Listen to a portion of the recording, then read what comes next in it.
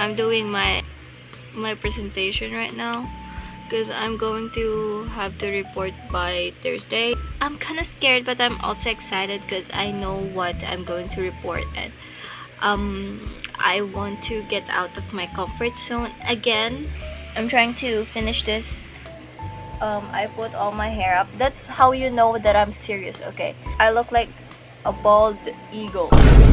I'm actually serious because I've been shaking. I don't know why I'm shaking. So I'm going out later. My family and I will eat out. Yeah.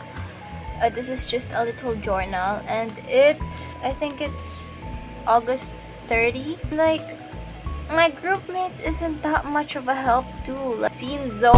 Like I'm on drugs. I'm seeing sparkling stuff around me. What the hell? What the hell? What? Did you see that?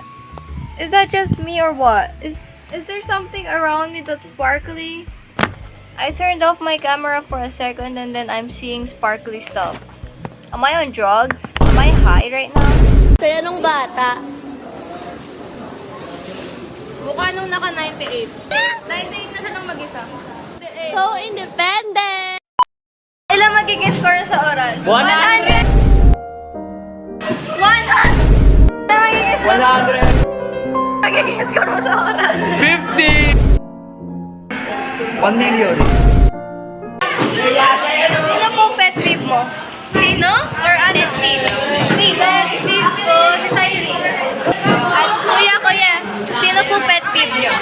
Sino ba? Hindi ko Siya! Ako tanungin mo! Sige. Sino? Siya po! Oh, sige, balik sa'yo. sabihin na pet-pep. Kinaayawan mo. Wala. Dapat meron rin. Si Angelo. Ano yung kasabi? Pwede magugag. Sino po pet peeve mo? Di na dapat tinatanong yun. Alam nyo na yan. Kuya, sino pet peeve mo?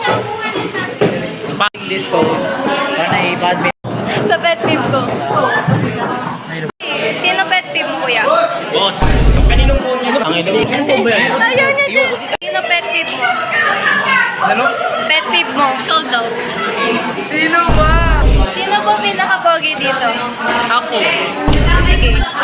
Ang definition ko ba kasi ng matalino sa matalino? Sino pinaka-maganda dito? Sino pinaka-maganda dito? Kuya. Sino pinaka-maganda dito? Sino? Pinaka-maganda po.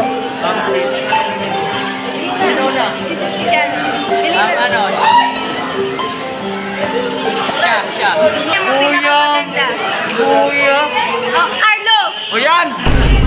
Wala!